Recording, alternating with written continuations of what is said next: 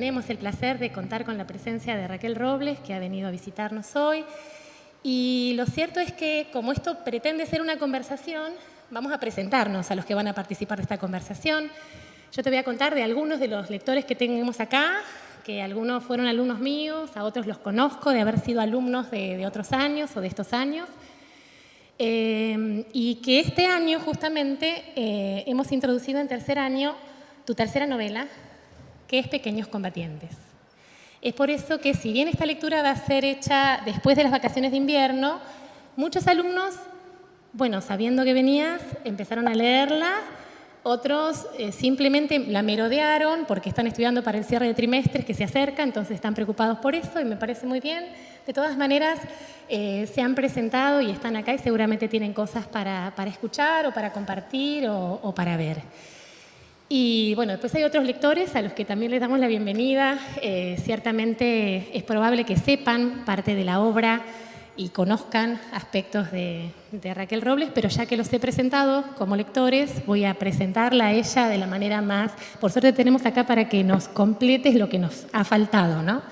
Raquel Robles nació en Santa Fe en 1971, es docente, es periodista, ha participado y participa del diario Página 12, de la revista Planeta Urbano, también, bueno, es editora.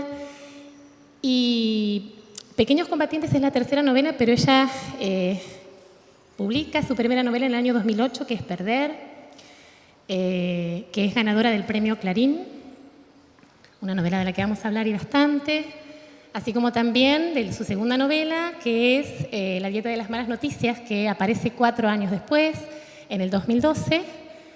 Pequeños Combatientes es del 2013 y hay una cuarta, que no la tenemos, que está por ahí abajo, que está recién salida del horno, de la que seguramente vamos a... Bueno, tenemos la suerte de que nos venga a hablar ahora, ¿sí? Bien, hechas las presentaciones, ¿qué te parece si empezamos? Bueno, buenas tardes. No sé si había alguna objeción hasta ahí o si con la presentación estábamos bien. Creo que más o menos bien, no mentimos, bien. Bueno, como primer pregunta, un poco para romper el hielo, conversando con las estudiantes que se acercaron al taller y también con las docentes, surgía un poco esta idea de que en tus novelas aparecen personajes y protagonistas muy lectoras, ¿no? En esta niña narradora de Pequeños Combatientes aparecen muchas lecturas de infancia y después, bueno, la protagonista de Perder también. Son todas personajes y narradoras muy lectoras y un poco nos surgía la pregunta de... También vos en algunas notas y en muchos lados hablas de tus lecturas, ¿no? De esa biblioteca soviética de la infancia. Entonces, nuestra pregunta un poco era sobre tus lecturas y tus lecturas actuales, qué textos literarios o no literarios lees hoy. ¿Qué intereses había por ahí? Bueno, buenas tardes a todas y a todos. Hace poquito en la editorial de la Universidad de La Plata organizamos un encuentro con Martín Coan y Becerra, ¿no? Entonces, una de las asistentes le preguntó a Martín Coan si para escribir había que leer, si era imprescindible. Entonces él le dijo, bueno, habrá algunos genios, trabajemos sobre la hipótesis de que nosotros no lo somos. Entonces, ¿cómo haría un director de cine? ¿No ve nunca una película? ¿De dónde saca sus ideas, cómo despierta? Despierta una mañana y se le ocurre una película y la realiza sin haber visto nunca ninguna. Entonces, el trabajo del escritor o de la escritora para mí es básicamente un trabajo de lectora. O sea, sería muy irresponsable, me parece, escribir sin leer. Muy responsable y muy respetuoso con el oficio. Es como una cosa, con perdón de los y las adolescentes que están acá presentes, pero bueno, hay un una característica de la adolescencia, no de todas ni todos los adolescentes, que es pensar que el mundo empieza cuando uno llegó, ¿no?, al mundo. Y nosotros tenemos un montón, pero una cantidad gigantesca de historia de libros antes de que nosotros agarremos una lapicera. Eso por una parte. Y después, por otra parte, a mí la lectura me funcionó, no sé si es particular, porque también los lectores y las lectoras hablamos poco entre nosotros, me parece, ¿no? Es como una escritura solitaria. Pero a mí me funcionó de interlocutor, tener a alguien con quien conversar. Entonces yo, desde muy chica, yo aprendí a leer muy niña, bueno, tenía esa lectura que ojalá pudiera lograr como escritora, de que una se hace amiga de esos personajes, ¿no? Que una está como de pronto entra en ese mundo y en esa lógica y entiende lo que pasa ahí, y esos personajes, bueno, si se te muere uno llorás, ¿no? Y si le va mal, y si vas viendo que le está por ir mal, te angustiás y les tratás de decir no, por ahí no, ¿no? Bueno, esas lecturas a mí me ayudó mucho con la soledad, me ayudó mucho a estar acompañada de un montón de mundos. Primero que yo ya tengo 46 años y no se estilaba tanto la literatura infantil, ¿no? Eran las mismas lecturas para grandes que para chicos. Pero además en la casa donde yo me crié, menos se estilaba la lectura infantil. Pero había mucho Robin Hood, pero no era exactamente infantil. Era una lectura tal vez juvenil, digamos, pero... Entonces,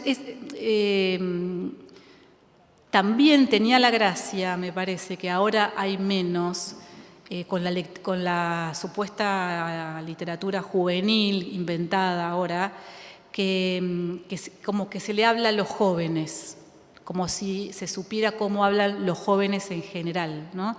Entonces, pero yo me sentí interpelada por alguien que me hablaba no como si fuera una nena, porque eran libros de que compartíamos todos, los adultos, los niños, y eso a mí me hacía muy bien, digamos, porque tenía interlocutores que me respetaban, digamos, que me hablaban a mí, no como si fuera... La literatura juvenil es como medio para tontolones o para niños, pero no se entiende muy bien cuál es la idea de como que se puede escribir más o menos para los chicos, porque igual... yo tengo mucha literatura infantil porque me dediqué mucho tiempo a ser lectora de cuentos infantiles, y a veces me llama la atención que están en los créditos, en la tapa, el escritor y el dibujante. Y el escritor escribe, por ejemplo, no sé, la manzana es verde. ¿Cómo no o sea, yo me tiro debajo de la cama antes de decir que soy escritora de eso, ¿no? O sea, no... Bueno, eso para niños pequeños. Para jóvenes hay como un guiño, ¿no? De que hablo como vos, que no sé por qué, ¿no? Y además todo más simplón, todo más básico, ¿no? Oraciones cortas, una trama sin muchas dificultades, ¿no? Como si la inteligencia lectora viniera de grande. Y no es así, digamos, no es así. O sea, la inteligencia lectora viene de que aprendes a leer. Entonces esas lecturas a mí me interpelaron. Pues yo leía, qué sé yo, cosas de espías soviéticos, de cosas que eran para... O sea, el libro rotaba entre cualquier miembro de la familia. Ahora me pasa que hace mucho, estaba pensando hoy justamente eso, que no leo por leer, ¿no? Que eso es un problema del oficio, que se lee para trabajar, que se leen lecturas necesarias para lo que uno está escribiendo, o algo que le interesa estudiar, ¿no? Por alguna razón, porque le interesa estudiar ese procedimiento. Entonces, bueno, me dedico a leer Sayre y todo, pero por ahí, pero no es una lectura relajada, ¿no? Es una lectura de lápiz negro.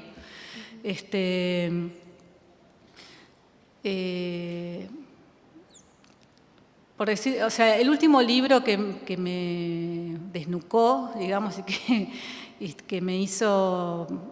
Mi última novela, que no es esta, sino otra que escribí después, también es la primera vez que hago una voz de un varón, y también es muy lector. Ahora que lo decís, me doy cuenta.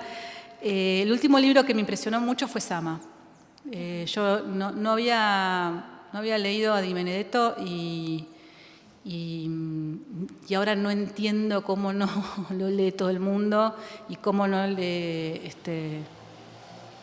por qué no está en la misma estatura que Saer, ni que hablar, que no sé, es como de un nivel de vanguardia que no tiene nombre, ¿no? Sama, este señor inventó una lengua, ¿no? Se inventó una lengua, inventó cómo hablarían los de la colonia en un lugar que podría llegar a ser Paraguay, que es un español que ni es español, ni es... ¿no? Es una lengua que no existe, que la inventó él. O sea, pocas personas hacen ese tipo de cosas. Y después leo mucho siempre a Kafka. O sea, siempre vuelvo ahí para entender cosas, para entender procedimientos, para entender de qué está hecho el juguete, vuelvo ahí ese es como mi clásico, digamos, el que leo. Y hay un poco, para volver también a las novelas, ¿no? Y en este juego un poco de espejos, nosotras recordábamos dos tipos de lectoras, ¿no? Un poco que había ahí. Por un lado, esta narradora niña de Pequeños Combatientes que lee buscando cosas en la literatura, ¿no? Lee haciéndose preguntas, lee para saber quién es ella, lee para saber qué es lo que quizás le pasó a sus padres. Lee esta historia de una niña que se llama Verónica, que vive en un orfanato, que es pelirroja, que se parece a ella y le hace pensar en los peligros, en sus propios miedos. Lee también la historia de los niños del gueto de Varsovia, ¿no? Que es esos niños pequeños combatientes que le proporcionan un plan. Pero por otro lado, la narradora de Perder, en cambio, que algo que no hicimos es, por ahí, sobre todo para los chicos de tercero, contarles que Perder es una novela donde hay una mujer a la que le pasa una de las cosas más terribles, que es que en un accidente de auto pierde a su hijo y a partir de ese episodio traumático necesita leer compulsivamente, ¿no? Y esa lectura es un poco para vaciarse de sí, para escapar, para olvidar, ¿no? Entonces, entre esta niña que lee para saber quién es y esta mujer que lee para olvidar, hay como lecturas opuestas o usos opuestos de la lectura. Entonces, un poco nos preguntábamos qué les pasa a estas lectoras, ¿no? Y si algo de estos modos de leer o estos usos te pasaba a vos, o qué les pasa a estas lectoras ahí. ¿Qué pensabas de eso?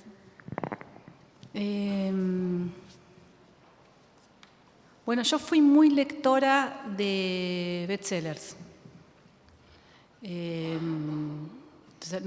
Nunca tuve ningún prejuicio, o sea, frente a eso. Y esas lecturas a mí porque en general tienen un mecanismo que está bien hecho, si es bestseller, digamos, que es que logran hacerte continuar, ¿no? En general el bestseller es gordo, no sé, tuve muchos años en que inclusive los compraba por peso, ¿no? O sea, que no se me termine rápido. Y esa lectura es una lectura creo que es parecida a la sensación que ahora hay con las series, ¿no? Que te das una maratón y te vacías, ¿no? De donde estabas ya no estás más, estás ahí como prestando una atención, te requiere una atención, pero que a su vez no te convoca tanto afectivamente, digamos, ¿no? O sea, te requiere una atención medio liviana. Como hay gente que mira la tele, digamos, yo casi nunca tuve tele, pero la lectura me funcionó mucho tiempo como una tele, Entonces yo tenía lecturas de ese tipo, y que la pasaba muy bien, lecturas de borde de la pileta, digamos. Hay una que yo después la llamé lecturas de aeropuerto porque hay una anécdota de Tomás Eloy Martínez, que él viajaba mucho porque tenía, bueno, vida de exiliado y además familia en Estados Unidos y acá hay muchos hijos por todas partes. Entonces él se compraba siempre al aeropuerto una novela, la leía en el avión y cuando llegaba al siguiente aeropuerto la tiraba a la basura. Bueno, pero pasaste el vuelo, ¿no? O sea, y yo tenía todo un anaquel que después doné a una biblioteca, pero un anaquel de lecturas de aeropuerto, ¿no? Así, lecturas que vos agarrás, que funcionan y te vas Y después están las otras lecturas donde vos es cierto que te vas a buscar, que lo que te hace tilín es algo, digamos, que, como dice uno que se llama Blanchot, hay cosas que por ahí merecen ser encontradas pero no buscadas, ¿no? Te vas dando cuenta qué es lo que fuiste a buscar en la medida que lo encontraste, no es que uno abre un libro y sabe qué es lo que va a buscar ahí, que se va a encontrar a una misma. Pero hay lecturas que te devuelven distinto, ¿no? O distinta. Cuando terminás, hay como una epifanía. Cuando terminás ese libro, el mundo es otro. O sea, digamos que te rompen el paradigma. O sea, entendés el mundo de otra manera. Como que te metiste ahí y saliste y accediste a otro mundo. Esas son lecturas que si accediste a otro mundo me parece que es porque tocó algo de tu mundo, algo que no sabías que estaba en tu mundo, ¿no? Y te enterás de que estaba en tu mundo una vez que pasaste por ahí. Esas son pero me parece que no hay pérdida de tiempo, me parece, en la lectura. Que no hay una lectura canónica, una que está buena, lo que sé yo, y una lectura que es una porquería. Por supuesto que hay libros que son una porquería, hay un montón, pues la cantidad de libros que se publican es pasmosa. Y hay libros que son una reverenda porquería. Y hay otros libros que no son una reverenda porquería, pero son bestsellers. Qué sé yo, por ejemplo, Amy Tan, no sé si la conocen, que escribió uno que fue muy conocido en su momento, que se llamaba El Club de la Buena Estrella, que es una película, qué sé yo, que es bestseller. O Stephen King, que es un escritor de la hostia, pero vende millones. Entonces, me parece que el prejuicio también bueno, que yo venero, que es Harry Potter. Harry Potter es un acompañamiento de ese momento de la vida fundamental. Para mí es fundamental. O sea, un niño que tiene 11 años tiene que leer Harry Potter hasta que cumpla los 17. Porque logró acompañar ese crecimiento en una cosa, no solamente, digamos, que son 7 libros, sino logra complejizar la escritura a medida que Harry Potter va creciendo. Eso es una cosa muy genial. Bueno, está bien, vendió millones y millones y millones y millones, pero eso no quiere... Y hay libros que no venden nada. Y nada quiere decir nada, digamos. Son cuestiones del mercado que hacen que un libro se venda mucho y otro poco, quitando, digamos, el que escribe con faltas de respeto. Esa es otra góndola del supermercado que está fuera de esto que estoy diciendo, ¿no? Pero, digamos, hay libros que si te hacen... salir del mundo de forma liviana un rato, está bueno. Y si hay libros que te hacen meter en el mundo de forma muy áspera, muy ácida, está bueno. Pero en todo caso, eso se descubre andando, ¿no? Como andando y sin prejuicio y sin... ¿Y los que faltan el respeto no hacen ninguna de las dos cosas o qué hacen? No, por lo menos a mí me violentan. O sea, no puedo no es una lectura liviana, es una lectura que me va dando patadas en la cara cada vez que... O sea, no lo puedo creer. Y hay una cantidad muy grande de libros que son patadas en la cara. O sea, ¿cómo puede ser? O sea, ¿cómo se puede...? Estamos deseosas de saber cuáles son. Para no ponerlos en los programas, por supuesto. Les voy a hacer una lista y se los mando por mail para que no, Bueno, para que no caigan en el... Prometemos no divulgarlo, o al menos solamente en los presentes. Después de esto no decimos nada. ¿Querés decir algo más sobre esto? No, yo estaba pensando, bueno, sin duda, tus textos no son de los que se leen livianamente. Una de las razones por las que incluimos Pequeños Combatientes tenía que ver con el hecho de que, a partir de Pequeños Combatientes y las lecturas de los otros textos, a los profesores, que ya somos grandes, nos pasaban esas cosas que vos decís que parecieran ser reservadas específicamente a las primeras lecturas, a las lecturas iniciáticas, a las primeras vinculaciones con la literatura. Nosotras nos mandábamos mensajes contándonos qué nos pasaba cuando leíamos cierta parte o cierto fragmento, o tener cuidado en esta parte que es realmente muy fuerte, o mirá qué interesante. Y ciertamente también pasaba por el cuerpo. Digo, en Perder, la protagonista de Perder, ante esa pérdida, encuentra en la literatura una forma de vaciarse, pero uno como lector ahí encuentra otra cosa.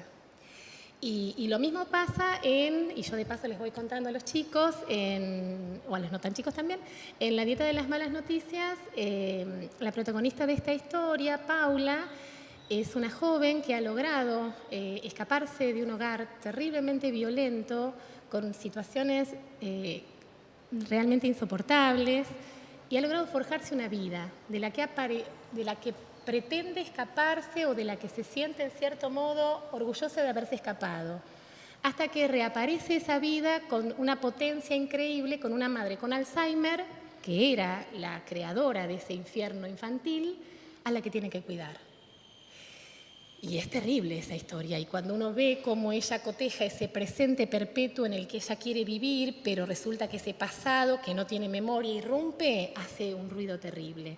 Y de Pequeños Combatientes es esta muchachita, esta narradora, que trata de sobrellevar una vida en la que han desaparecido, o en la que no están sus padres, y está en el mientras tanto, y ver cómo sobrevive hasta que todo presuntamente vuelva a una normalidad que de a poco va entendiendo como poco probable.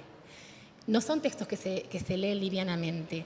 Sin embargo, yo sentía como una ayuda increíble de estas narradoras la presencia de una frase como una especie de luminosidad de humor, un humor ácido, un humor no tan ácido, un humor inocente, un humor irónico, que me estaba esperando al final de un párrafo, al final en el caso de Pequeños Combatientes, cada vez que se cerraba cada uno de los 22 capítulos.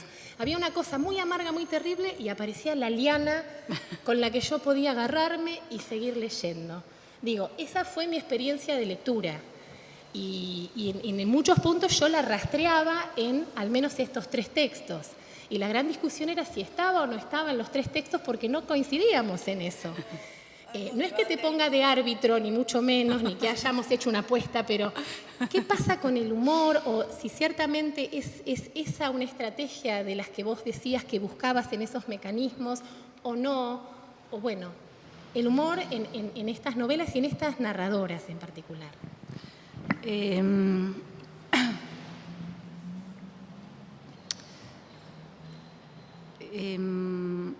Me parece que estas 3 novelas, con esta que es un poco más, que rompe un poquito, digamos, pero que forman parte de un momento de mi trabajo.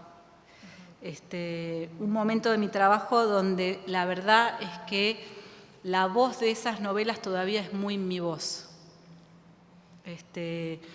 Y entonces yo me reconozco a mí misma en esto que decís. No lo tenía tan claro en las novelas, pero digamos, yo no es que vea como una falla que tenga humor, al contrario. Lo que digo es que todavía me parece que no es que ya haya aprendido, porque aprender es en gerundio, digamos, no sé. Cada novela o cada libro te propone un desafío distinto, y hay que en algunas cosas empezar de vuelta. Pero acá todavía no lo había entendido. No lo había entendido. O entendía la literatura de manera diferente. La entendía como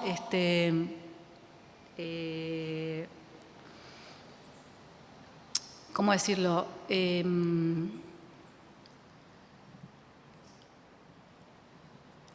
en todo ese momento o sea, que, digamos, no empecé a escribir con la primera novela que se publicó, empecé a escribir muchos años antes, pero tenía, no sé si, no exactamente la idea de la inspiración, pero sí la idea de medium, digamos, de que la novela ya estaba escrita en algún lugar y que lo que tenía que hacer yo era permitirle a la novela ser escrita. Entonces, siempre es como muy visual, porque yo, digamos, trataba de llegar, de ponerme en estado de escritura, digamos, y permitir que surgiera, digamos. Entonces no había ninguna idea de composición, por ejemplo. La había, es como decir que uno no tiene ideología, digamos, ¿no? Es una huevonada. Por supuesto que siempre hay composición, pero no había una idea positiva en el sentido de a propósito, ¿no? Las novelas tienen una composición, pero que en general yo las veía a posteriori. No es que tenía una idea previa de composición. Tampoco de recursos. Era como algo de dejar salir. Entonces, desde esta novela que apareció ahora y en adelante todo lo que escribí, hay para mí otra idea de la literatura, que por supuesto hay un intangible, hay digamos, un núcleo inexplicable, digamos, o que se puede explicar a posteriori, que uno después, escuchando cosas, dice, tenés razón. Por ejemplo, les doy un ejemplo, ¿no? En esta novela, que se la había presentado a la editora de Alfaguara y me la rechazó, fue muy gracioso, porque después tuve que trabajar con ella una vez ganada el premio Clarín. Me decía cosas de la novela que tenían que ver con mi historia, y yo ¿No te habías dado cuenta? o sea, me estaba desayunando ahí de que tenía que ver conmigo. Como no había tenido registro mientras lo escribía.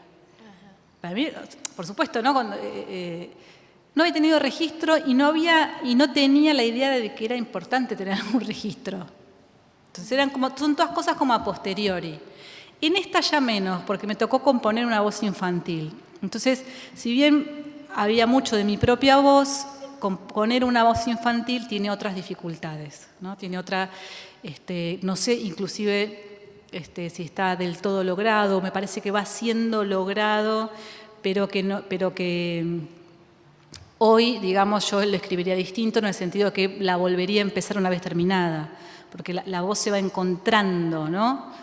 Y por ahí al principio hay como ensayos de encontrar esa voz y cuando uno la encuentra sigue para adelante y por ahí está bueno volver al principio una vez que una la encontró. Entonces me parece que más que estrategia son cosas, digamos, que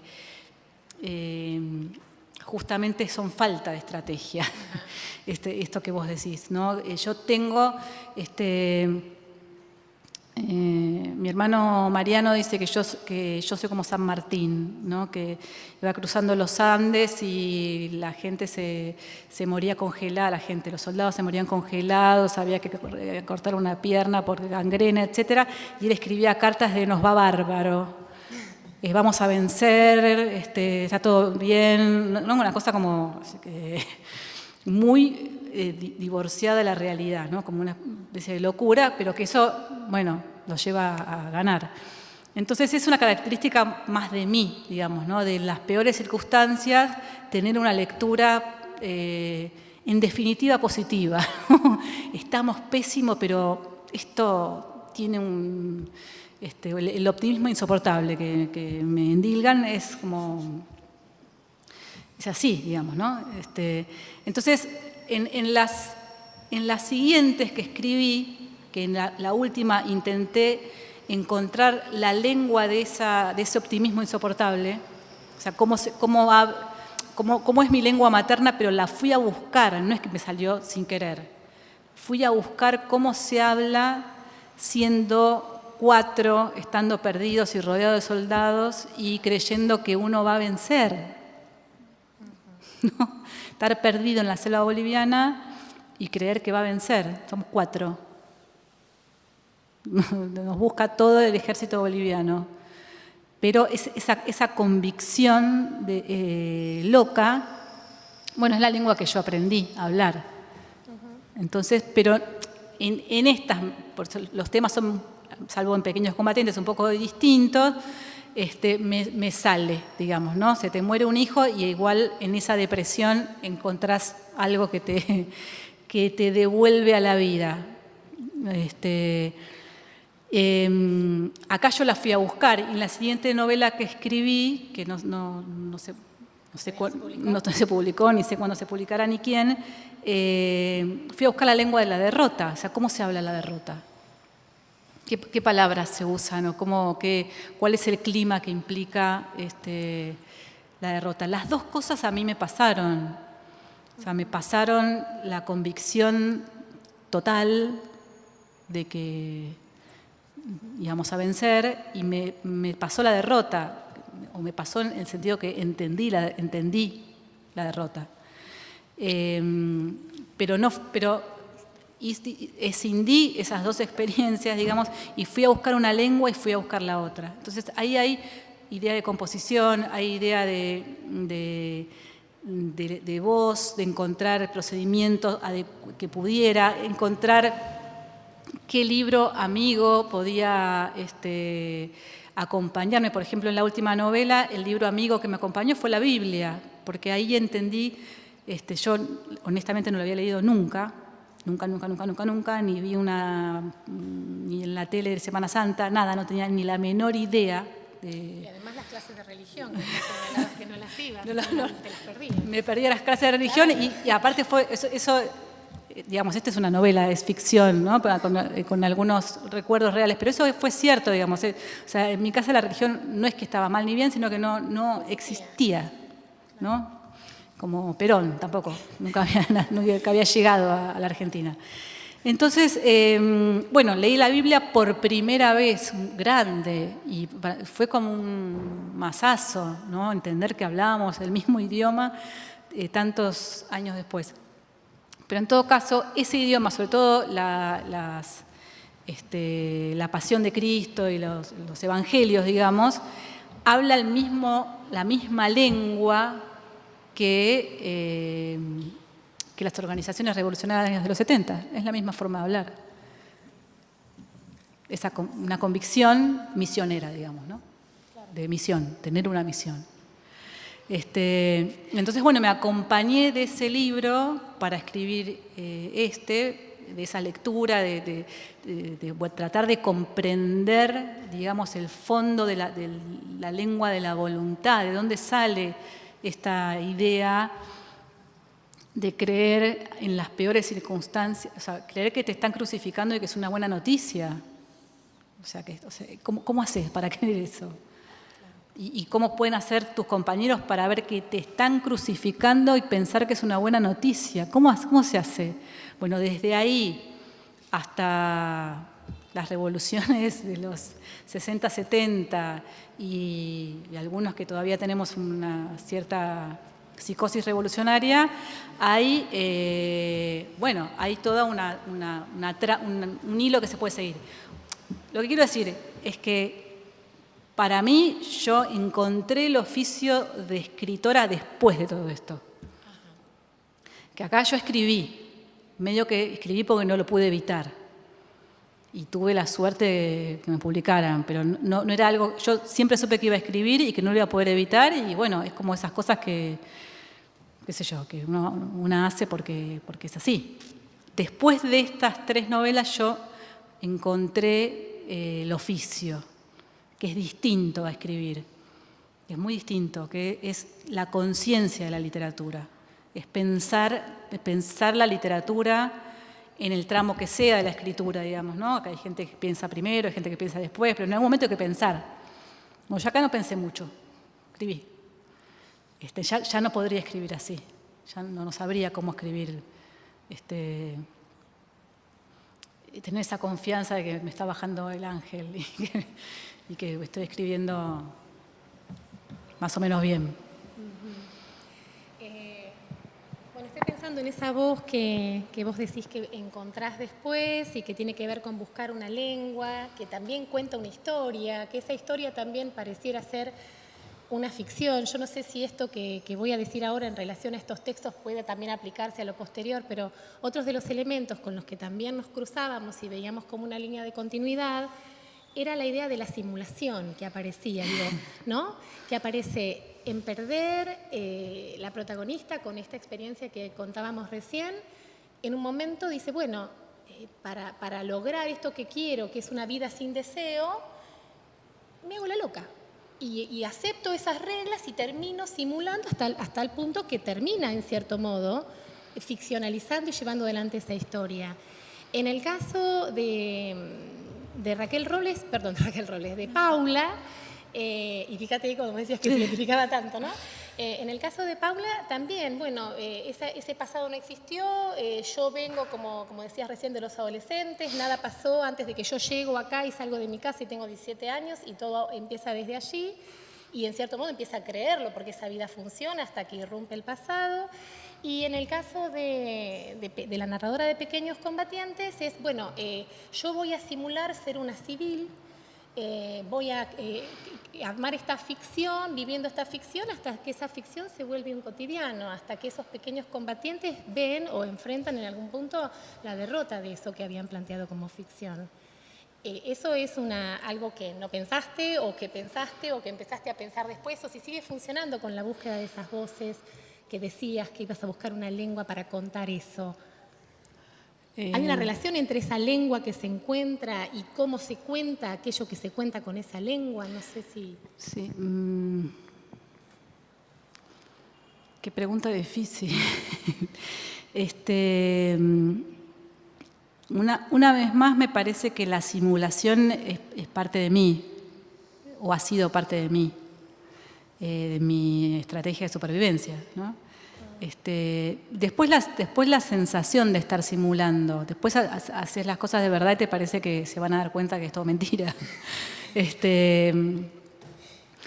Siempre se ve la marca, parece que se ve la marca en el orillo, que la gente se va a dar cuenta de que estás acá, pero deberías haber estado allá, o etcétera, ¿no? Siempre hay me parece que en toda experiencia traumática así queda como una doble vida, ¿no? Lo que vivís y lo que deberías haber vivido, que ya pertenece a la ficción, porque se torna hipotético, que es lo que podría haber vivido. O sea, cuando se llevaron a mis hijos estaba en Citibel. Se supone que hubiera ido a la Universidad de La Plata, o qué sé yo, que a lo mejor no hubiera ido a la universidad, pero digamos, se van armando como vidas paralelas de lo que podría haber sido y lo que estás viviendo. Me parece que en la búsqueda en la que estoy ahora, más que la simulación,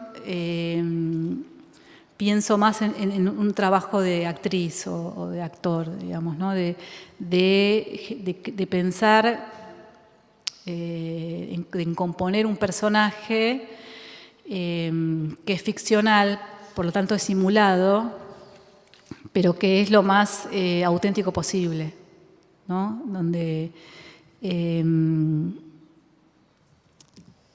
donde no se vea la marca en el orillo, digamos, ¿no? O sea, donde la escritora, a pesar de los procedimientos, a pesar de la búsqueda en la lengua, de la búsqueda literaria, igual quede detrás. Igual que, o sea, que no sobresalga sobre la historia y sobre los personajes, ¿no? O sea, que la lengua hable por sí sola, que no estemos viendo, ay, mirá qué vuelta de rosca que tiene esta escritora, ¿no? Sino como que pueda entrar quien lea ese texto y pueda acordarse al final, ¿no? Que alguien lo escribió. Y eso pasa, me parece, con una buena actriz, que uno sabe que está actuando, porque estás en el teatro o estás viendo una película, sabés que está actuando, pero sin embargo vos en algún momento opera un olvido y crees que esa actriz, que vos sabés conscientemente que está actuando, es el personaje que dice ser. Y después cuando termina la película o termina la obra, despertás y ella sale de ahí, te saluda y es ella, es la actriz.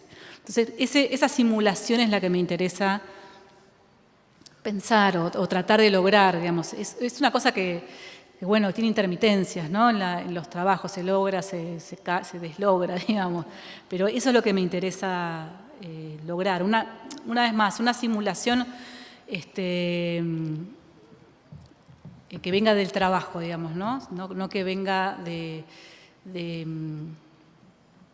mis propias características, porque si no yo tendría que poder escribir solo lo que soy. Claro, no poder salir de la autoficción. En cierto punto, de la autoficción o cosas con las que estoy de acuerdo. O sea, no. En la última novela que escribí hay una asesina serial, y que por supuesto para escribir ese personaje la tuve que entender y me sentí identificada un montón con esa asesina, porque además mata militares no juzgados. Y la tuve que entender un montón y también tuve que entender a su mamá, que es personaje que no lo puede creer, y tuve que entender al escritor que escribe. O sea, tuve que entender muchas cosas, pero ninguna de las tres cosas son cosas que yo haría. Lo podría haber hecho, no lo hice, digamos. No puedo decir que por falta de recursos o logística, porque eso se genera, digamos, ¿no?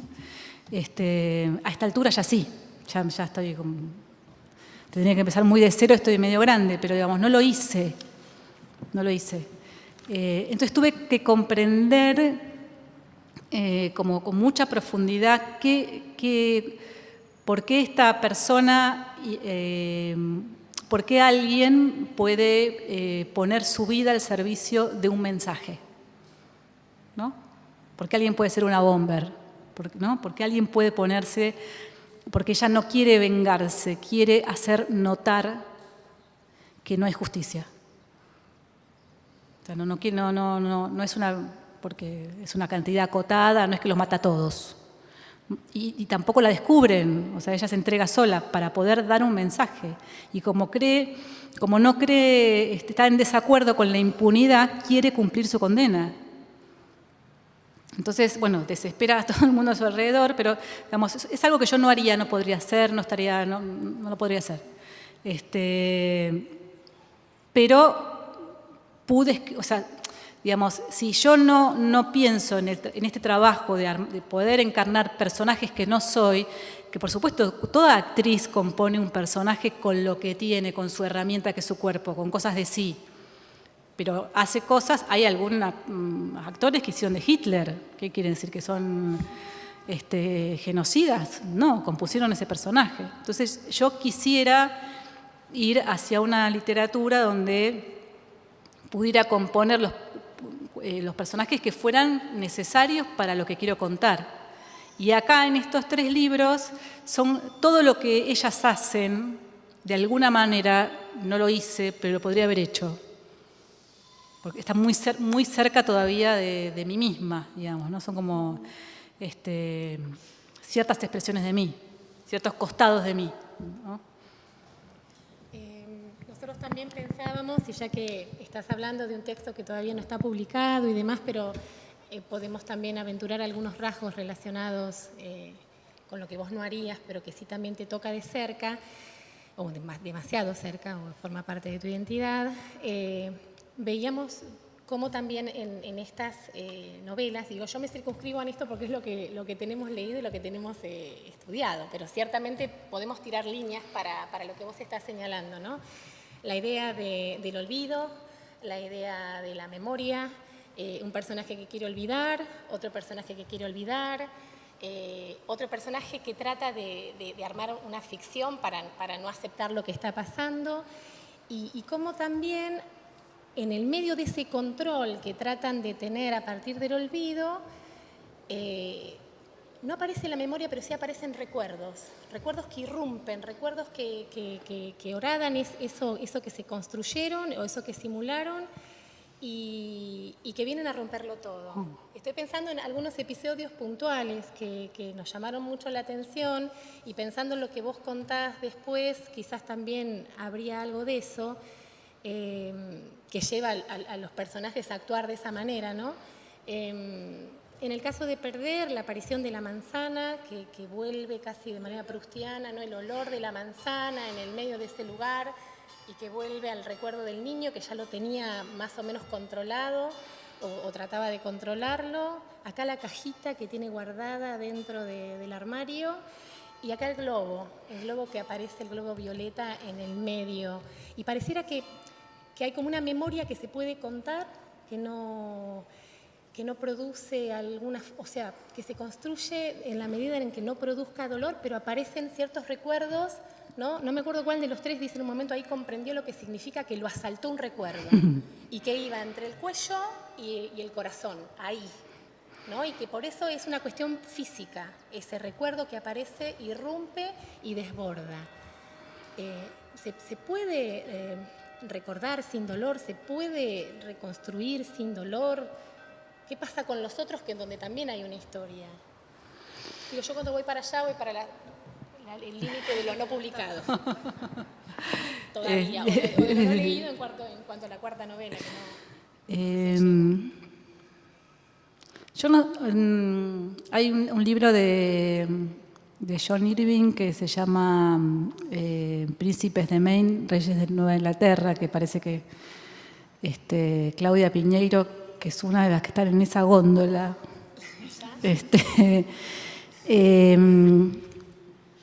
trajo a raíz del aborto, ¿no? Entonces está como escuchado. Pero hay John Irving tiene mucho la idea del estribillo, ¿no? Hay cosas que se repiten como estribillo. Y en este libro es los huérfanos, ¿no? Todo huérfano sabe X cosa. Entonces, no sé si es una cosa de huérfana o una cosa que le pasa a todo el mundo, no sé. Pero en todo caso, el pasado en general, lo que tiene estatuto de pasado, se convierte en una zona complicada, ¿no? O sea,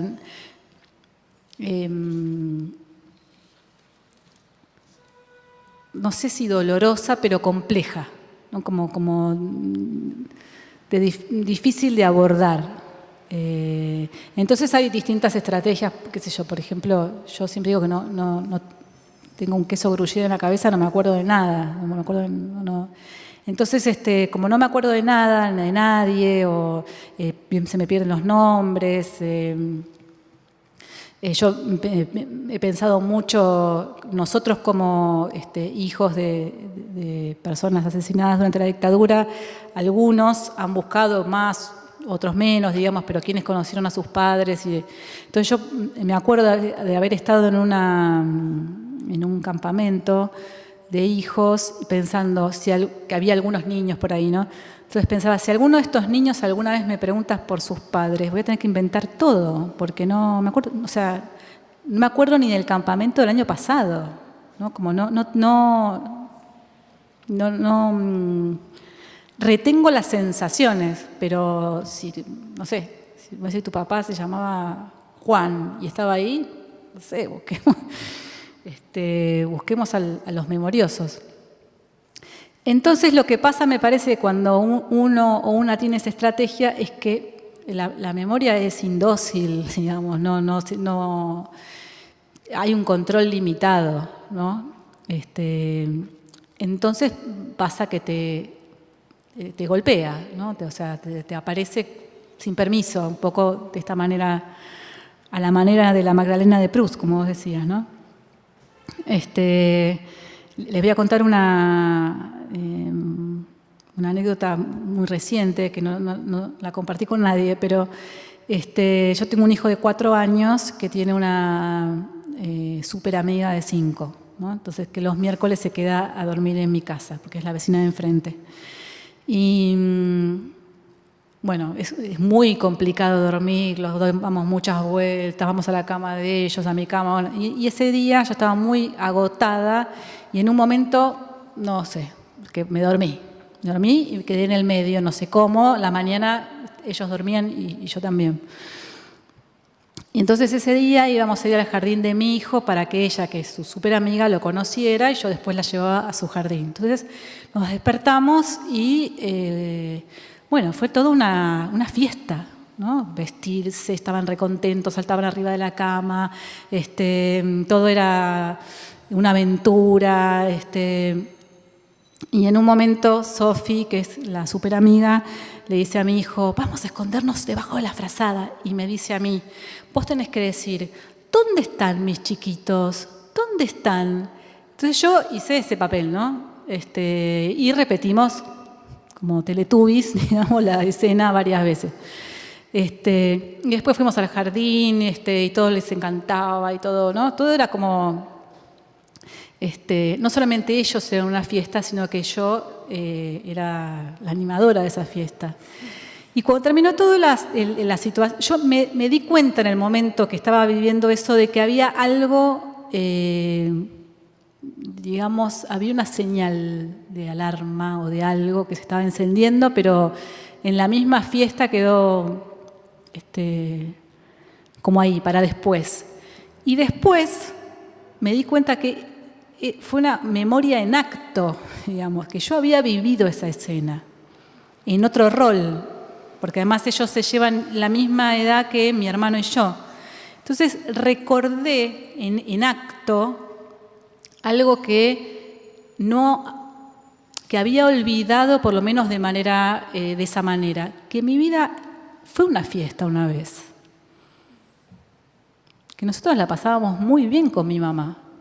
Y mi mamá era todo era cantitos, todo era rimas, todo era una aventura. No, nosotros fuimos hijos en aquel momento, digamos, hijos como de una señora grande, porque tenía 40, digamos, ¿no? Pero en aquel momento era como ser grande para ser madre. A mi hermano lo tuvo a los 43, ¿no? Como todo, o sea, una decisión muy positiva de tener hijos. Y estaba dedicada a eso prácticamente. Entonces todo era muy festivo, pero yo no lo recordaba. O sea, lo de después fue tan contundente que eso quedó como en otro capítulo. Entonces, a veces la memoria tiene como estrategias. O sea, la memoria parece una cosa mental, digamos, ¿no? Como una cosa que pasa en la mente.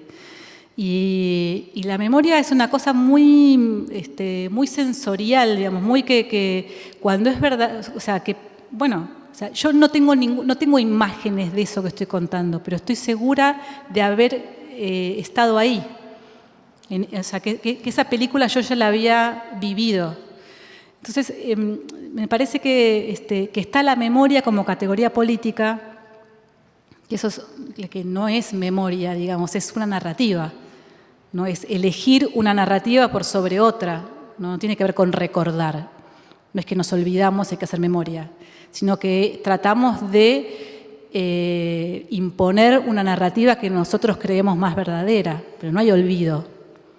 Y después está la memoria subjetiva, la memoria de cada quien que vivió, la memoria de la propia vida de cada uno o de cada una. Y esa es muy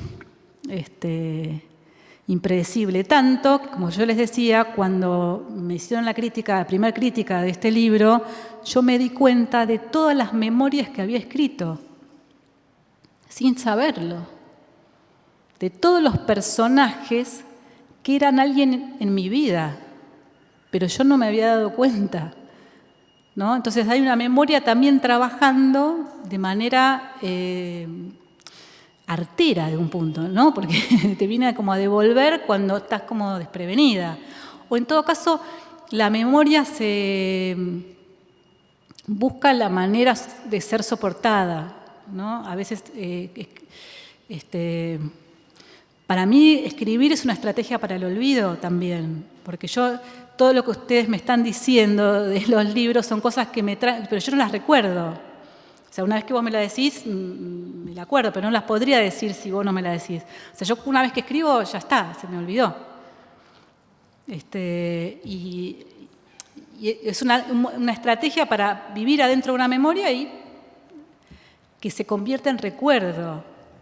Y después poder recordarlo, porque si no es como una vivencia actual, digamos, ¿no? Como una cosa Otros tendrán otras estrategias, pero para mí tienen mucha actualidad hasta que las escribo, y entonces son pasado. Nosotras pensábamos un poco, también veíamos muchos hilos entre las tres novelas, pero claramente Pequeños Combatientes es tu novela más autoficcional, y pensábamos que era paradójico que recién la tercera novela, por ahí, sea la que se permite hacer esas incursiones. Digamos, es un campo que en Argentina surge, sobre todo el de la segunda generación, ¿no? Surge en el 2008, quizás un poquito antes, un poquito después, y vos en 2013 publicás Pequeños Combatientes, y nos preguntábamos sobre los motivos un poco de esa dilación, si quizás era un texto que te había costado porque un poco era hablar de vos, si tenía que ver con que te hayas dudado de hacerlo, con que hayas pensado en lectores, o si quizás tenía más que ver con una búsqueda de un tono propio. Ahora por ahí en este diálogo pienso que hay algo de inscribir la memoria subjetiva en una memoria social y poner un relato a jugar ahí con otros, y bueno, eso siempre tiene sus riesgos, tiene sus asuntos. Entonces, bueno, un poco por la pregunta de qué pasó en la escritura de esa novela. Primero que, no se me había ocurrido de ninguna manera escribir algo sobre mí, me parecía como el colmo de, no sé, no se me había ocurrido antes, no es que la demoré porque me parecía como una cosa vergonzante en un punto, ¿no? Como, no sé, como no sé, como mi vida personal yo la tenía muy entramada en una causa social, una causa colectiva, entonces ¿por qué es importante lo que yo viví en particular? O sea, me parecía como una cosa medio, no sé, como medio chota, medio de vanidad, no sé, no me cerraba de ninguna manera. Después ese libro iban a ser unas postales no mías, sino de todo lo que yo fui recogiendo en los años de militancia, en todas esas historias que fui escuchando y que también te van rebasando en un punto, ¿no? Y además, en una época trabajé en lo que en su momento era la Subsecretaría de Derechos Humanos y leí muchos legajos, ¿no? Tenía como... Y esas cosas sí que me quedan, digamos, de una manera... se me fijan, ¿no? Entonces empecé como a coleccionar historias y a escuchar con más atención o recordar historias que había escuchado de otros chicos, ¿no? Y después me di cuenta que no me daba para escribir, porque justamente yo mi propia vida me la poto para la chacota, digamos, pero la de los demás me parecía que no me daba para pensar la vida de los demás de una manera...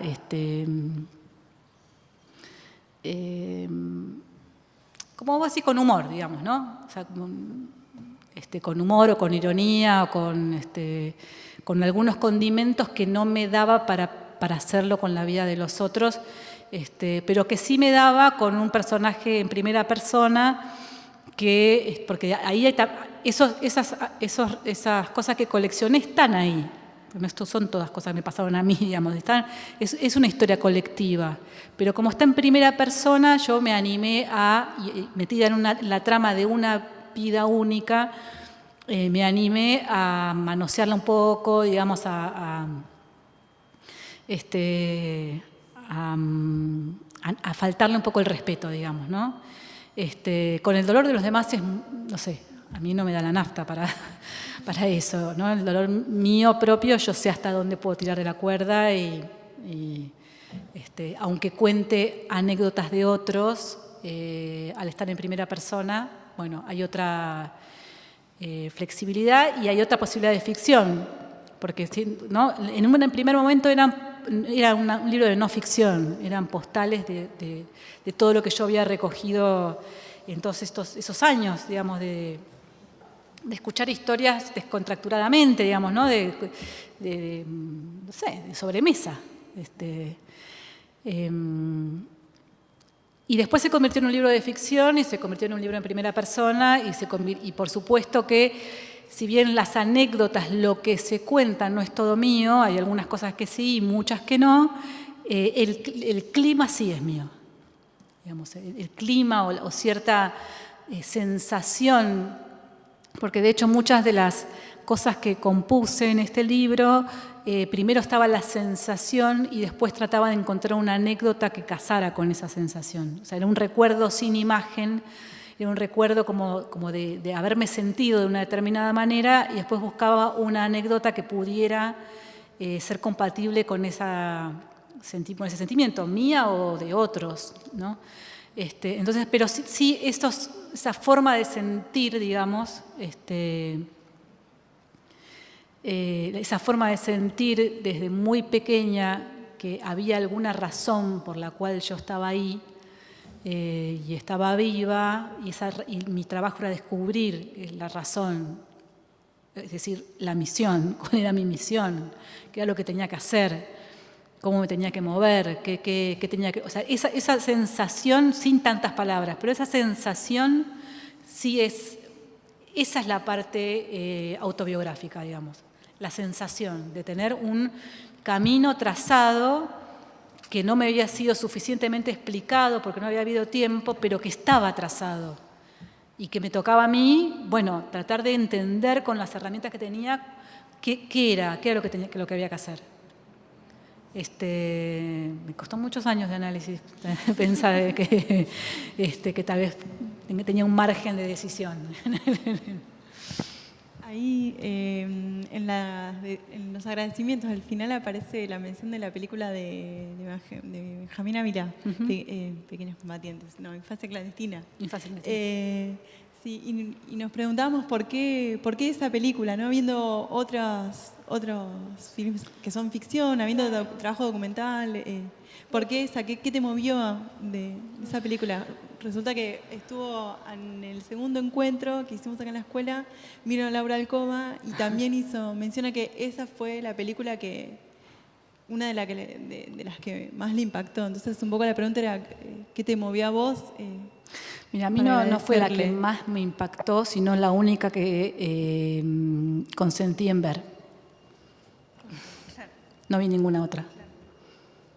Entonces, tuvo un efecto particular. La vi porque era amiga de Benjamín y estaba cerca de él en el momento de que estaba terminando la película y ni siquiera la vi en el cine. La vi, digamos, en ese momento previo que todavía no estaba ni bien hecho el doblaje, qué sé yo, la vi en una computadora.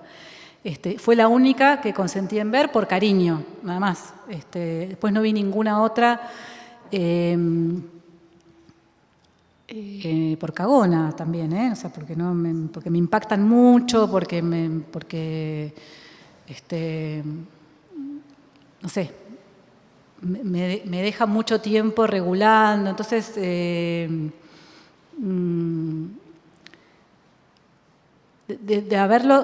no haberlo conocido a él o haberlo sabido, probablemente no lo hubiera visto.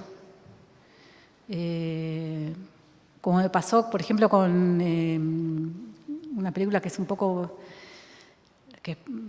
distinta, otra producción, ¿cómo se llama? Exacto. Que la vi desprevenida, o sea, es como cuando uno hace Kamchatka.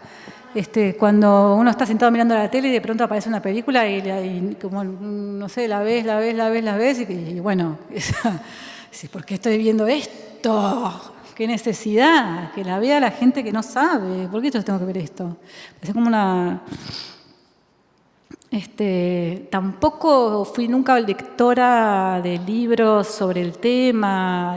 Después sí hice mucho trabajo sobre la Segunda Guerra Mundial en relación a las lecturas, a la memoria. Después hice mucho, pero la leí Angelita, porque Ángela Ulondo, porque trabajé sobre ese libro, pero nunca tuve un interés particular por el tema, para decirlo así. Me parecía que ya el tema ocupaba demasiado lugar en mi vida, como además, y siempre tuve terror de trabajar de hija.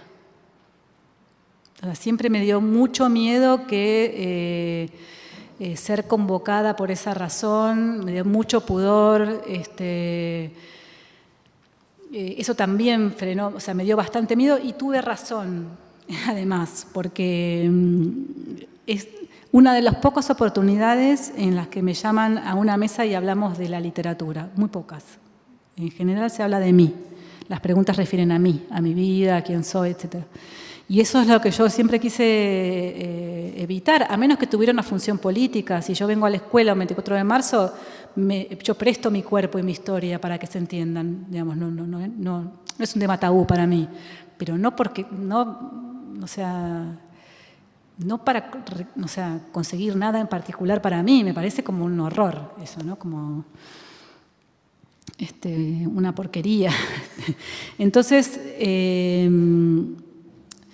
eso hizo que fuera muy tarde y también me dio bastante pena que yo terminé este libro que se publica ahora hace 2 años y yo tenía muchas ganas de que se publicara para salir de Pequeños Combatientes, para salir de una serie en la que no tengo ningún interés en estar. No tengo ningún interés en estar en una serie de infancia y dictadura, hijos que escriben, no sé, ¿no? Porque también hay una cosa de mucha condescendencia, ¿no? Que por haber vivido lo que vivimos podemos escribir cualquier pelotudez y será aceptada, ¿no? Como una especie de bono que hay que pagar, ¿no? Como una especie de, o sea, además de la indemnización que cobramos, nos pagan escuchar cualquier huevada que hagamos. Y eso, o sea, es fáctico, no es una idea mía, es fáctico. Se puede escribir cualquier huevada y va, y se publica. No sé si en este momento, pero por lo menos en el periodo anterior sucedió. Entonces a mí me daba terror eso y me dio un terror fundado. Fue el único libro de todo lo que escribí que se tradujo al francés y al italiano. Es lo único que interesa de lo que escribí, y tengo la sospecha de que no interesa por cómo lo escribí, sino, por ahí me equivoco, pero tal vez podría haberlo escrito con los muñones de un mono muerto y por ahí habría el mismo interés. Entonces, bueno, porque hay como una literatura de temas que es un poco esa góndola que yo les decía que no va, ¿no? Es un tema actual y entonces escribo sobre el tema y no importa cómo está escrito, es como un tema que mueve en un momento y se lee cualquier huevada que se escriba. Y eso es el marketing, ¿no? Como capturar cuáles son los temas que interesan. Esos son los marketing, es el marketing que hace que haya literatura juvenil. ¿Qué le interesa a los pibes y a las pibas hoy? ¿No? Como, una vez que está en el mercado termina interesando, qué sé yo. Porque no hay mucha otra cosa que comprar. Bueno, eso. No, yo pensaba también otra pregunta o algunas preguntas que teníamos con Carla, también tenía que ver con quiénes te leen, digo, rastreando en esos agradecimientos, aparece Marta Dillon, aparece Josefina Giglio, digo, quizás una cosa es ser escritora hija, otra cosa es ser escritora y además hija, y otra cosa es un poco esa comunidad de lectoras que yo imagino, no sé, y la pregunta un poco es, ¿quiénes te acompañan en tu escritura? ¿Quiénes te leen esas lecturas previas como la que aparece en la dedicatoria de Pequeños Combatientes? ¿Y cómo es ese acompañamiento, tu trabajo? ¿Cómo es el trabajo de la escritura sola, en compañía? Bueno, hay que querer mucho a alguien para leer un manuscrito entero, una novela entera, ¿no? Eso ya es un acto que debe agradecerse siempre, porque es un plomazo, porque hay alguien que además está esperando y medio pende del hilo de esa opinión. Es una responsabilidad gigante leer un manuscrito. Por eso yo leo poquitos y trato de evitarlo.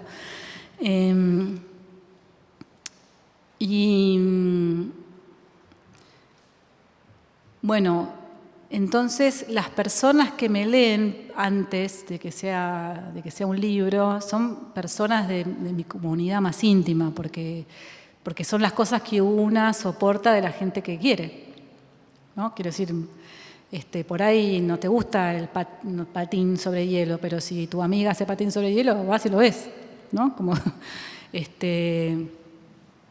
y yo siento que hay algo de eso en la comunidad que hemos formado, que, bueno, todas y todos de mi comunidad escribimos y nos leemos mutuamente, y hay algo de eso que va como cimentando también el cariño que nos tenemos, ¿no? La posibilidad de leer y de puntuar cosas con amor, de recibir esas puntuaciones y entender, o sea, ya hay algo saldado, ¿no? en esa lectura. Y hay también como se va construyendo un lector o una lectora de obras completas. Entonces también es como el testigo de tu vida, digamos, ¿no? El que te lee, no sé, por lo menos a Josefina y a Marta las conozco desde el 95.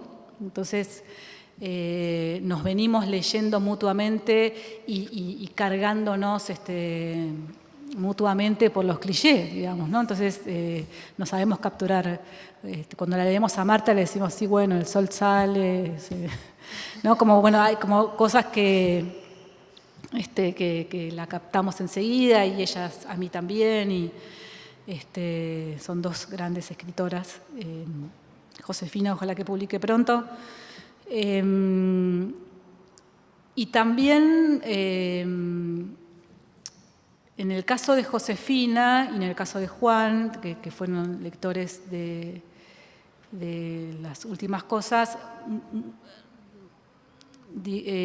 yo tomé mucho lo que ellos me puntuaron. Lo escuché con mucha atención y realmente modificó la obra. En las dos últimas cosas que escribí, por ejemplo, este libro que publiqué ahora, puse en acto una forma de corrección, porque es un libro de voces muy complejo para mí, fue muy complejo, diferente, porque no tiene marcas de diálogo, no tiene marcas, es un libro sin marcas, entonces las voces tenían que estar, había que entender que hablaba otra persona sin ayuda. Entonces, las cosas que ellos me fueron diciendo, yo las fui tomando del papel impreso y volví a tipear el libro completo en 5 oportunidades. Porque al hacerlo de corrido, no corregir esa partecita, sino hacerlo de corrido, es más fácil escuchar las voces, ¿no? Y entender, claro, volver al principio, escribir, tipear, copiar, por suerte no es muy largo el libro, ¿no? Copiar desde el principio hasta el final, y lo hice 5 veces, a la medida que ellos iban leyendo, iban encontrando cosas nuevas. Entonces son muy esos lectores son muy parte de lo que yo escribo, porque es difícil corregirse a uno mismo, porque esto no se escuchó tanto que te suena porque ya lo escribiste, ¿no? Es difícil escuchar el ruido, eso que desafina, porque como estás cantando vos, es difícil entender que estás desafinando. Tienes que tener oído absoluto y, digamos, hay muy pocos seres en el mundo que tienen oído absoluto. Necesitas el referente, necesitas alguien que te dé la nota para entender que estás desafinando. Entonces, y de eso se nota, hay gente que tiene la suerte de tener un buen editor o una buena editora que hace ese papel. Los que no tienen editora o editor o no tienen esa comunidad lectora, se nota un montón. Se nota un montón, que es un libro que casi estás leyendo vos por primera vez, que lo leyó el autor y vos. No hay en el medio, no hay mediación, no hay alguien que haya en el medio leído y escuchado cómo sonaba eso para poder corregirlo. Eso es muy notable, si ustedes... hay una oreja que como en la música también, hay una oreja que se entrena, y de pronto cuando escuchás una cosa que... ¿Qué hace este adjetivo delante de sustantivo? ¿Desde cuándo? O sea, nadie se dio cuenta que de pronto hay como una lírica acá adentro que no tiene nada que ver. Bueno, uno incurre en esas cosas, pero está bueno que alguien esté ahí para darse cuenta, es decir, no es poesía de tercer grado esto, o sea, el sustantivo, adjetivo, ¿no? Sino no sé, las bellas rosas, estamos en la clase de, ¿cómo se llamaba? Donde las abuelas recitaban declamación, ahí está, de retórica. Y hoy charlábamos mientras llegaste y mientras iba viniendo el público y armando el espacio, charlábamos un poco sobre la tarea docente, sobre las escuelas, el sistema educativo ahí. Teníamos mucha curiosidad también de conocer algo digamos, de este trabajo que vos hiciste con chicos en conflicto con la ley penal, donde la literatura tuvo un lugar, la docencia también. Queríamos conocer un poco qué había significado esa experiencia para vos. Si veías a la escritura como algo transformador, que nos cuentes algo de eso. Yo soy bastante lacaniana, pero tengo una objeción que hacerle miren qué atrevida, ¿no? Hacerle a Lacan. Estoy de acuerdo que lo total es enfermo, pero no estoy de acuerdo con que no exista, porque yo estuve ahí, ¿no? Tener una experiencia totalizadora, sin fisura, redonda, ¿no? Y esa fue mi experiencia de trabajo en instituciones, ¿no? Sentir que hay un mundo, amén de que era un mundo cerrado, porque es una institución total, pero hay un mundo que cierra ahí en sí mismo y que es la felicidad. La felicidad, no un momento feliz, ¿no? Yo tuve como esa suerte. Yo tuve un momento total de 10 años con hijos, total. O sea, una cosa con broncas, con amargura. No es que fui feliz así, pero en un... no sé cómo explicarlo, pero digamos, en un nivel de entusiasmo que no se moderó en 10 años. Y después tuve la experiencia en gestión, en el Estado, conduciendo instituciones penales juveniles, donde tuve otros 10 años, a lo mejor soy yo, no son las experiencias, estuve otros 10 años en esa misma intensidad, la sensación de estar moviendo el elefante blanco a fuerza de convicción psicótica, digamos, ¿no? Ustedes no se dan cuenta, pero esto es hermoso. Y estamos en el Roca, que huele pésimo.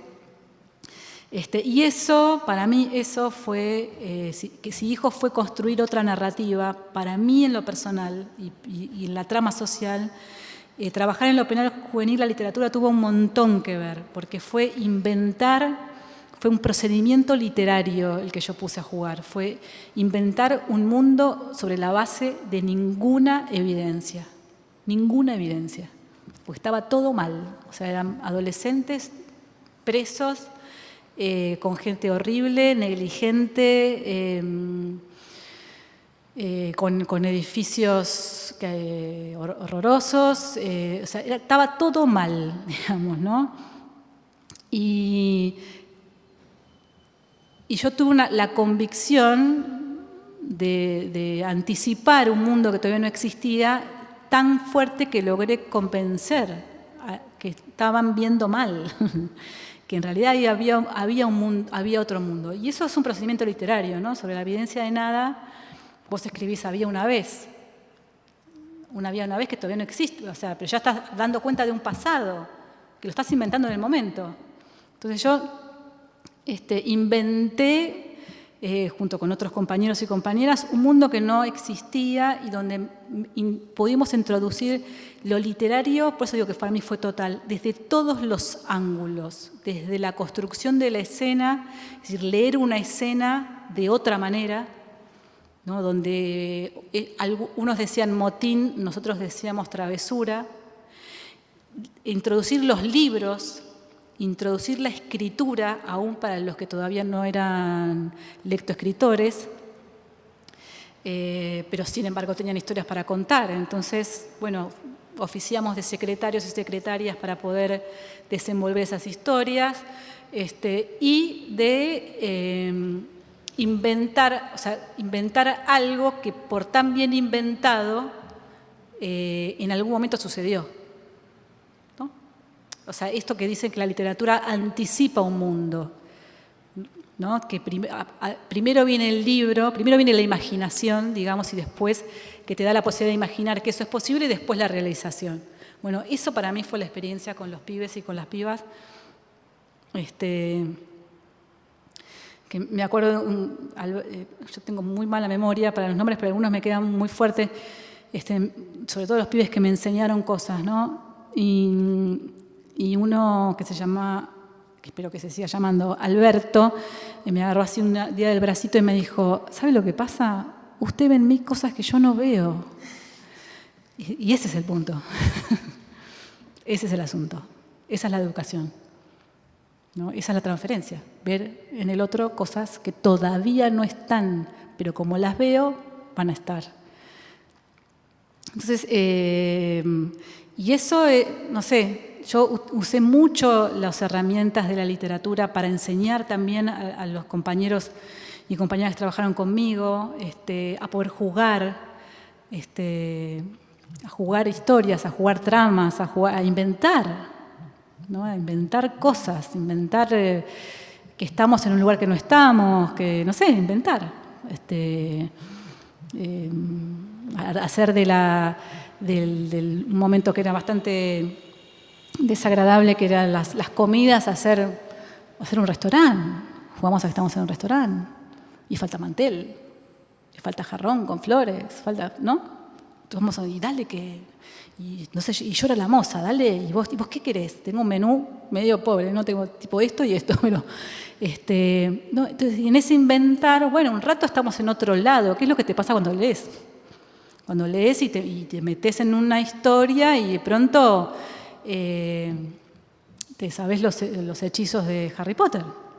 ¿Y en tu vida qué significan? Significan nada, pero sin embargo significan un montón, ¿no? Pues vamos usando cosas de ese libro que aplican a tu vida, ¿no?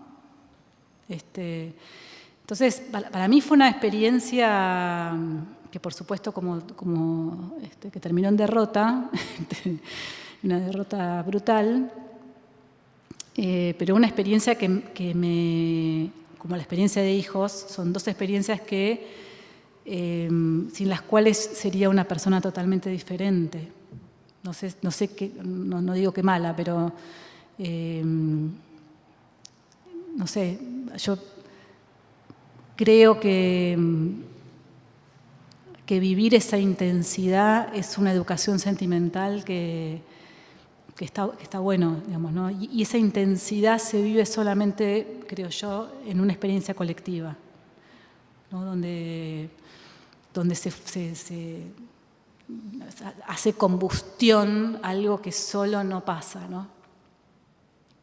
Es como, no sé, como estar enamorada de alguien que no te conoce, ¿no? Y de pronto que suceda, ¿no? Es ese tipo de enamoramiento, pero todos enamorados del mismo proyecto. Y eso genera una combustión que te hace hacer cosas que no sabías que podías hacer, ¿no? Te hace sobrepasar tus propios límites, tu propia capacidad de solidaridad, ¿no? También te saca tus peores cosas, pero como estás en un ámbito colectivo, ¿no? Tus peores cosas se ven muy rápido y te cortan los tobillos. Y entonces está bueno eso, esa vivencia en algún momento de la vida. No sé si, algunos podemos pensarlo como una forma de vida, pero aunque no, aun como dicen, como son cosas de juventud, no estoy segura que sea así, pero en todo caso, si lo vivís en la juventud, sos un adulto diferente, ¿no?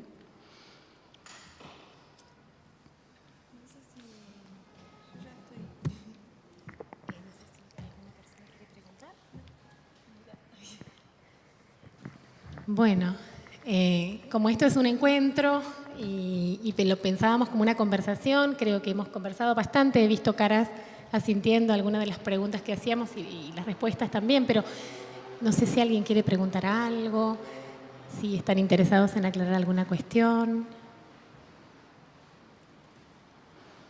Yo hablo mucho, ese es el problema. Nos has dejado sin palabras. Es una estrategia muy buena para que no te pregunten ¿Viste? nada, ¿viste? Acá tenemos una pregunta, a ver. Pero no funcionó.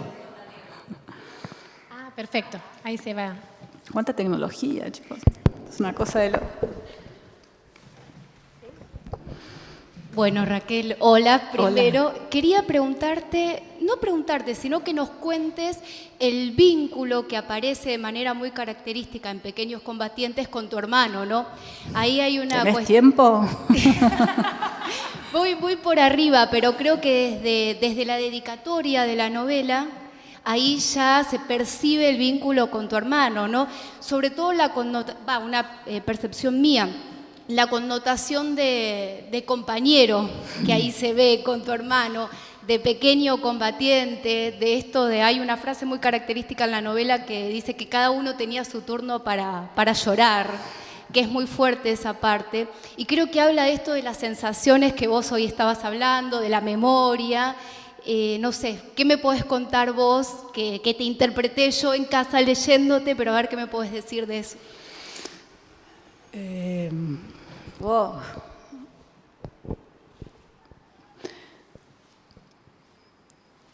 Es un tema sensible.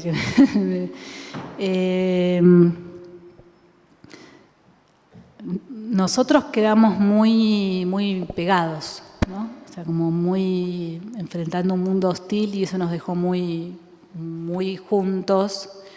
No necesariamente cómplices, sino como muy anudados en un nudo, ¿no? Que nos daba un margen muy cortito para tomar decisiones. Siempre fuimos como uno, ¿cómo se dice? Como el resonador del otro, ¿no? Como unas especies de mellizos que... y yo me quedé en un papel bastante difícil, el de él también, por supuesto, pero él lo tramitará o no, porque es un cabeza de termo importante. Con la idea de tener una especie de poder, de generarle a él un mundo feliz, ¿no? De generarle a él una ficción en la que la vida fuera más blanda. Entonces, en su alegría, de su alegría dependía mi tranquilidad. Entonces yo invertí un montón en la alegría de mi hermano. Quiero decir, inclusive hice como cosas delirantes, ¿no? Imagínate ir por delante de la vida de alguien tratando de abrirle el camino para que no se tropiece, una cosa muy loca y también muy mala para el otro, como si fuera un... me acuerdo, mira, en el primer encuentro de delegados de hijos, que fue en Rosario,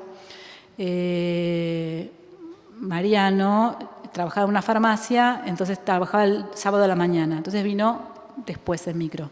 Entonces yo empecé a transpirar porque mi hermano, que no tenía nombre, ¿no? Era mi hermano, estaba viniendo en micro y había que irlo a buscar. Entonces empecé a convencer a alguien que nos llevara al micro, a la estación de micros a buscarlo. Y bueno, resulta que no lo encontré. Entonces empecé a desesperar como si lo hubiera perdido un niño en un supermercado, ¿no? Entonces cuando llegamos a la casa donde estaba haciendo el encuentro, de vuelta, yo como para pensar en una estrategia para buscarlo, estaba ahí. Entonces todos los compañeros y las compañeras me decían, pensábamos que era un niño. Yo le llevo 18 meses a mi hermano.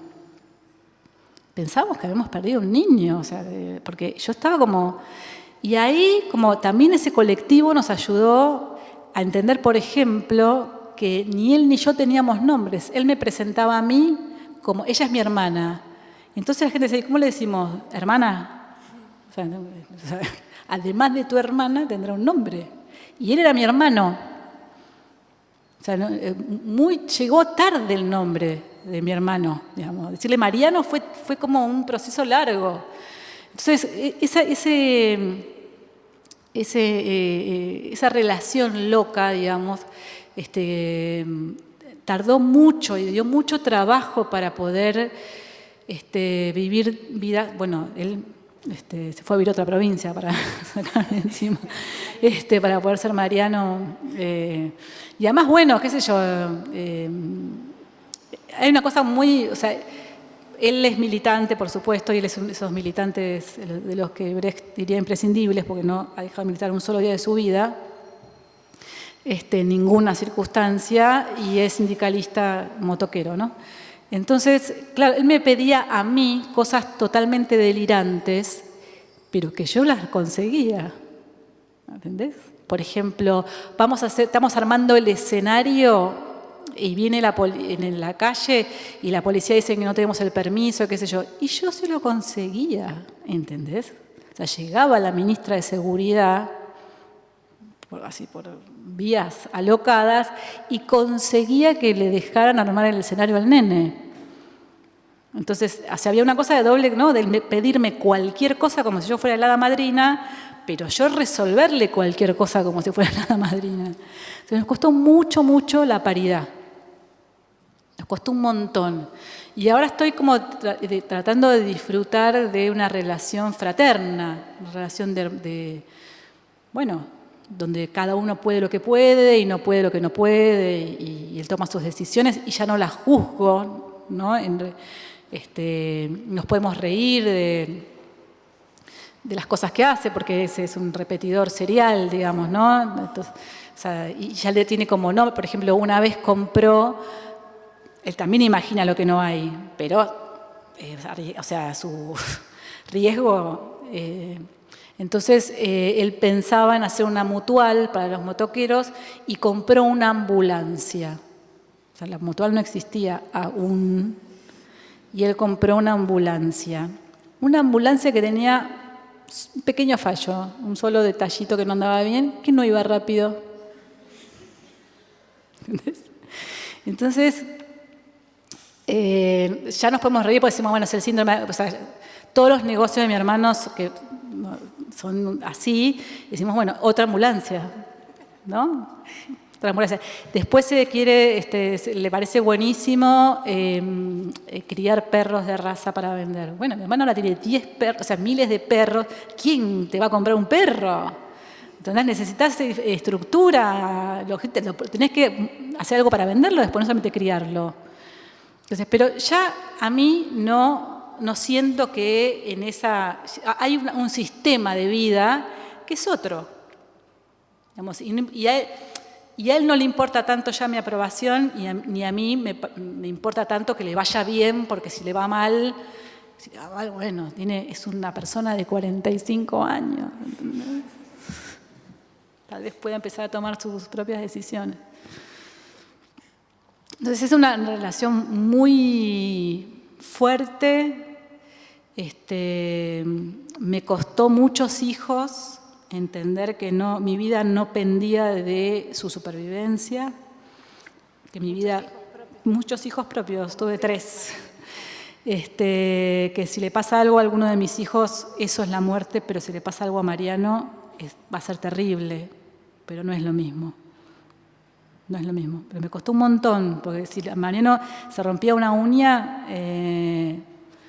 no sé, yo me tenía que enyesar. Para mí su estabilidad, su felicidad, todo era como... Y él a su vez encontraba en mí una tranquilidad loca. Bueno, eso así quedamos, digamos, ¿no? De esa... a veces tengo la fantasía de que mi mamá me dijo, cuida a tu hermano, no sé, o alguna consigna así, y me la tomé muy a pecho. Pero bueno, también eso es, no sé si como diría Irving, es cosa de huérfanos o cosa de medio de cualquiera. Pero yo te diría que tener un compañero, para mí es una de las palabras más altas del mundo mundial, más alta que amigo, más alta que amor, más alta que todas, fue un proceso largo. Proceso largo de pensar que mi hermano es mi compañero, no es mi hijo, ni, no sé, ni alguien que está ahí para dejarme tranquila o volverme loca, sino que es mi compañero y yo soy su compañera. Y eso es más importante que cualquier otra cosa que podamos hacer.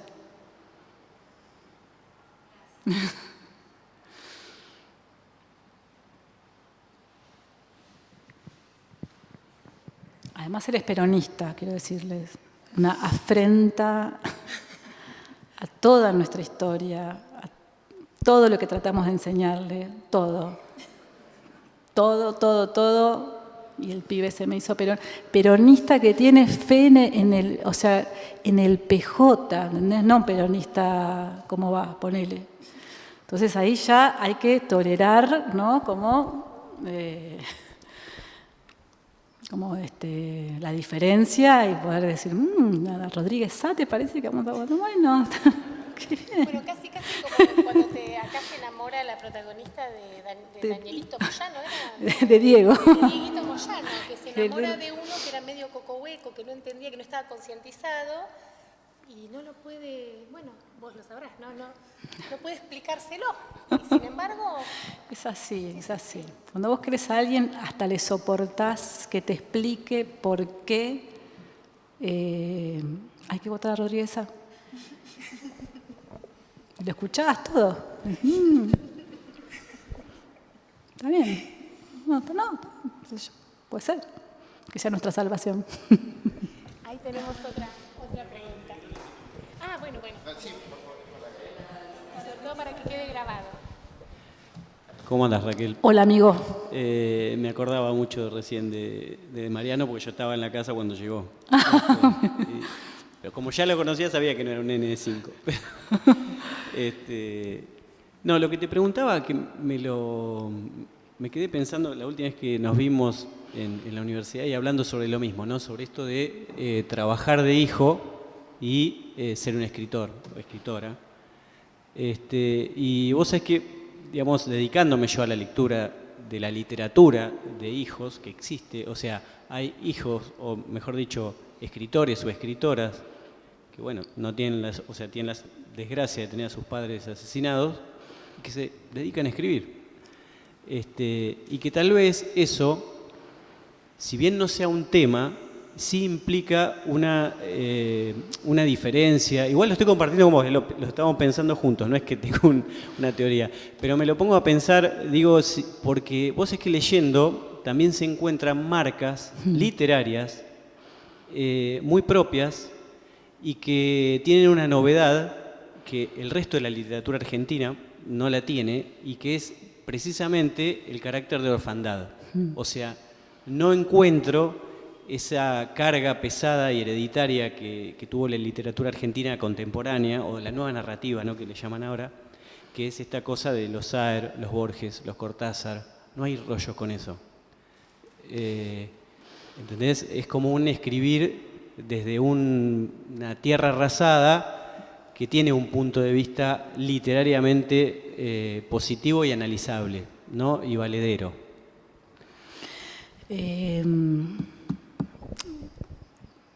Puede ser. Pero también es un problema que Borges, Cortázar no sean un problema para estos escritores. Para mí es un problema. Un problema, quiero decir, donde nadie escribe sin herencia, ¿no es cierto? Nadie, sea consciente de esa herencia o no, nadie escribe desde el cero, escribís con algún referente. Entonces, yo entiendo lo que vos decís y cuando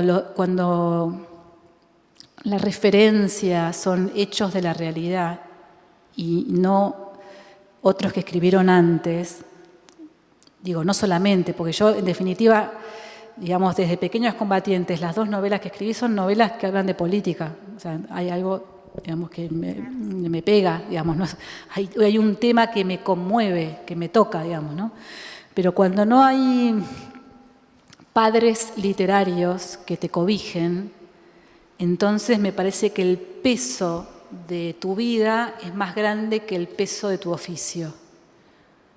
Me parece que tu vida no puede no tener peso en lo que escribís. Sería muy loco pensar que no sé, es como los escritores post Segunda Guerra Mundial. O sea, hay una huella ahí que que es imposible de no ver, ¿no? Y escritores muy distintos, desde Margarita Urás hasta Jorge Semprún, son gente muy diferente. Sin embargo, la marca está. Pero estos dos personas que nombro, justamente, la vida tiene un peso específico, pero la herencia literaria tiene otro, la herencia en el sentido de cómo uno hace con la herencia, ¿no? Que la incorpora y sale alguna otra cosa. La herencia literaria tiene un peso que equilibra. Entonces, a mí lo que no es que no quiero estar no quiero sentarme en la mesa con hijos e hijas, sino que digo que cuando la vida personal, sea de cualquier tema, digamos, ¿no? Pero bueno, me toca este tema, pesa más, la herencia de lo que viviste pesa más que la herencia de tus padres literarios, que además los padres literarios tienen la gracia de poder ir cambiando, los propios no. Podés cambiar la mirada sobre ellos, pero ellos son los que fueron, o suponemos que fueron, no sé, son... Entonces para mí hay un problema, que es el espontaneísmo, ¿no? Que es escribir como catarsis, o escribir porque tengo una historia que vale la pena ser contada o necesita ser contada, escribir como intervención social, ¿no? Escribir para que se sepa, escribir para que... Entonces, cuando la literatura tiene un objetivo tan claro, porque toda la literatura tiene un objetivo, pero cuando es tan puntual, tan claro, para mí pierde... con todo respeto, valor literario. Entonces, el objetivo para mí tiene que ser multívoco, ¿no? Tiene que ser un objetivo que te sorprenda. Quiero decir que vos también tengas la idea de una cosa, pero pasen otras, porque hay muchos sentidos en lo que estás escribiendo. Entonces, algunos le pegan de una manera y otros le pegan de otra. Cuando está tan... dirigido a mantener viva la memoria, yo digo, hagan tesis, ¿entendés? O sea, dedíquense al trabajo académico, que está re bueno. Dedíquense a escribir sociología, que es muy importante, pero la literatura es otra cosa, es otro asunto. Porque también, si no, nos pasa una cosa, también conversamos, que los que no vivieron esta historia no pueden escribir sobre este tema. ¿Es un tema privativo de nosotros? Es como un fracaso eso. O sea, ¿no puede alguien hacer un personaje en primera persona ficcional que tenga a sus padres asesinados? ¿Nos está faltando el respeto? Entonces sí hay unos temas y unos dueños de unos temas. Entonces yo no quiero título de propiedad sobre ningún tema, porque además ni siquiera es nuestro. Lamentablemente el genocidio existe desde hace muchos siglos, ¿no? Nosotros vivimos uno con sus particularidades, pero hoy mismo se está viviendo otro en Palestina, y o sea, los genocidios nunca se detuvieron. Entonces, no solamente me parece que no está bueno unir, no sé, para estudiarlos puede ser, digamos, pero no está bueno unir libros por el tema, sino que no está bueno, lo que está todavía peor, es creer que hay unos dueños de unos temas, ¿no? Sobre Malvinas, ¿qué pueden escribir los excombatientes? ¿Y qué pasa con el libro de Gamerro? ¿No? O sea, ¿qué pasa con esos libros que no estuvieron en Malvinas, pero te hacen estar? Exacto. O sea, ¿qué importa si estuvieron o no estuvieron? La cosa es que te hacen estar. Y eso es la literatura.